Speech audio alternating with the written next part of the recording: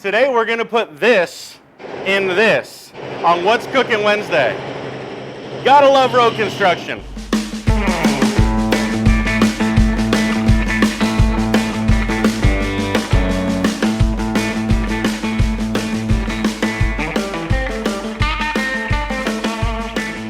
Thanks for joining us today, guys. Here's what we got going on. Other than road construction, which is completely ridiculous, and you're probably not even gonna be able to hear me, we're gonna be making some shrimp stuffed jalapeno poppers. It's gonna be a lot of fun. They're a quick, easy meal to do on a weeknight.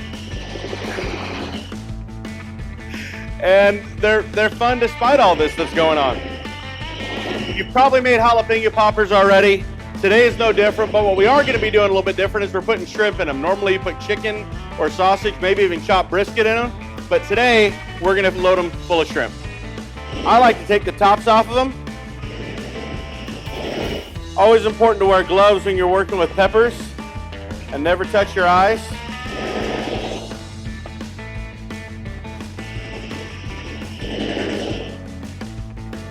When you're done taking the tops off of them, you're gonna go ahead and cut your jalapenos in half,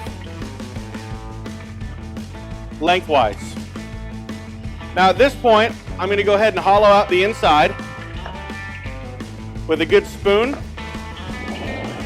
and get all the seeds and the pulp out.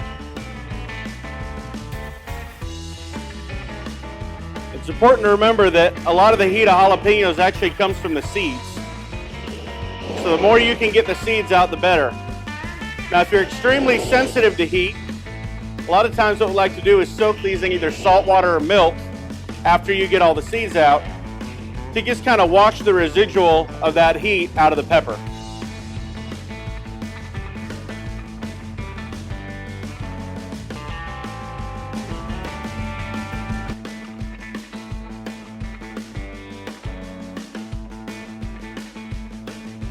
All right, now that we've got our peppers all cleaned and hollowed out, you rinse them off real good with water or wipe them out, make sure no seeds or pulp on the inside. We're gonna go ahead and start on our shrimp. These have some tails on them, but they've already been cooked, they've already been deveined, and they're gonna be perfect for what we're trying to do. I'm gonna go ahead and take a knife and take the tails off of them.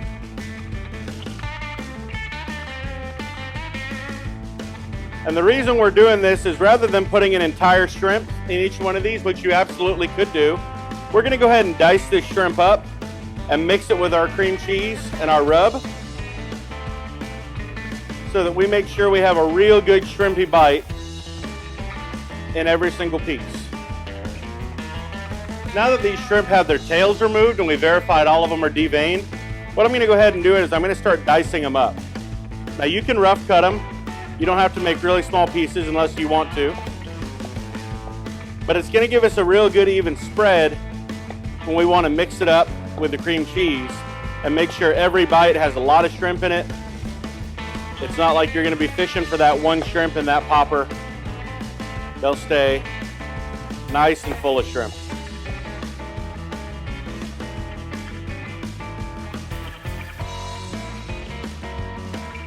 From here, we're gonna go ahead and put our shrimp back in the bowl.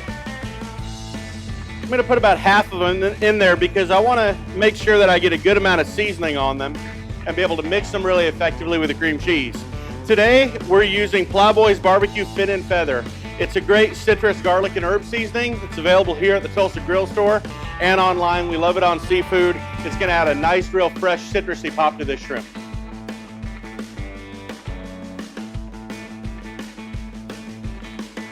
Rotate that shrimp around so you're getting every single piece covered. I got half the shrimp in the bowl. I'm now gonna go ahead and take one block of cream cheese, open it up. This is where it gets nice and messy. It's nice to let this cream cheese sit out and soften first. It's gonna be a lot easier to work with. Once the cream cheese is in there, we're gonna take some fresh shredded cheese. You can do this at home in your food processor or on a shredder, or you can buy it fresh shredded. When you buy cheese in a bag, it's got things like potato starch in it that are gonna kind of keep it from being really melty and ooey gooey, the kind of thing you want cheese to have in it. So it's always good to get fresh shredded.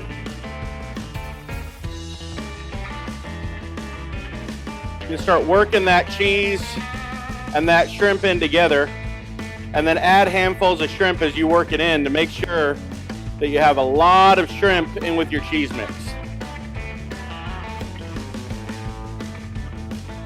This is where it will be hard if you're using full pieces of shrimp. If you don't like shrimp, you can use crab or lobster with it as well, even imitation if you wanted to go a little bit cheaper on it.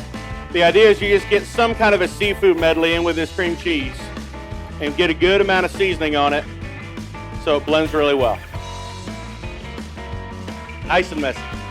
Now that our shrimp mix is made, we're going to go ahead and pull out each one of these jalapeno peppers and fill it with a generous amount of mix.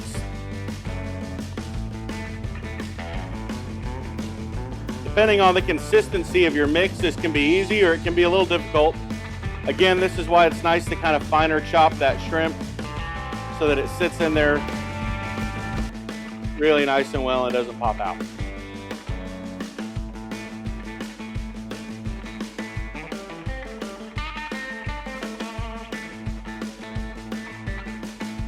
When I go by the store to buy these jalapenos and the things you need for this recipe, a lot of times I like to pick up some bigger peppers like Hatch or Anaheim chilies. The reason being is you always have a little bit of this mix left over, and it doesn't hurt to fill up some really big peppers with a lot of the extra mix and either put them in the oven or on your grill, and you get kind of a whole meal popper rather than individual poppers. And just like that, the poppers are made. Now what we're going to do is go ahead and wrap them in bacon. The duct tape of food, everything goes better with bacon, right? I also like to use traditional cut bacon rather than thick cut when you're wrapping poppers. It tends to crisp up better and doesn't take quite as long to cook. Now these shrimp are cooked, so they're safe to eat the way they are. If you're using uncut shrimp, you're going to have to worry about making sure you get them to a certain temperature. The only temperature we're worried about right now is making sure the cream cheese is warmed all the way through and the bacon is crisp. Our friendly neighborhood jackhammer's back.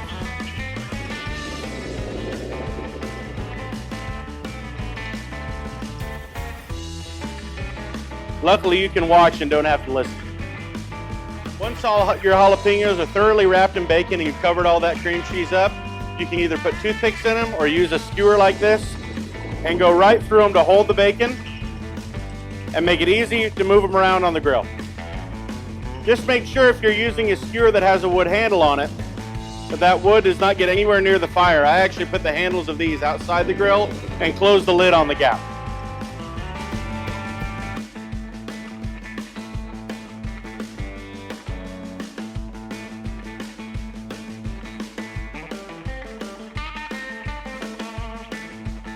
We got these skewers on the Hasty Bake 131, about 300 degrees. We want to make sure it's hot enough that it's going to crisp up that bacon and warm the inside.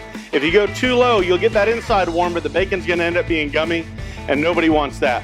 We'll check back with these in a little bit. When the bacon is nice and crisp, I'll throw a thermopop thermometer inside just to make sure the cheese is warm, and we're going to eat. This is a nice and quick meal. I'm betting probably 15 to 20 minutes on the fire. We're all set. These things cooked for a total of about 25 minutes. We got some good smoke in them. Had that temperature up in the 325 range, so we got a nice crispy layer of bacon. If you wanted a little bit more extra flavor, you could go in the last 5 or 10 minutes and brush some barbecue sauce on the outside of that bacon, get that to crisp up as well. But we're super excited about this. We have let them cool down for a little bit so they don't punch us in the face with a lot of heat. I'm gonna let you know how they turned out. I'm confident they're wonderful. Oh man. That's so good. Good heat from the jalapeno. Wonderful flavor from that fin and feather. Thanks for joining us for What's Cooking Wednesday. Make sure you subscribe, smash that notification button so you're the first one to get our videos as they come down. We'll see you guys next week.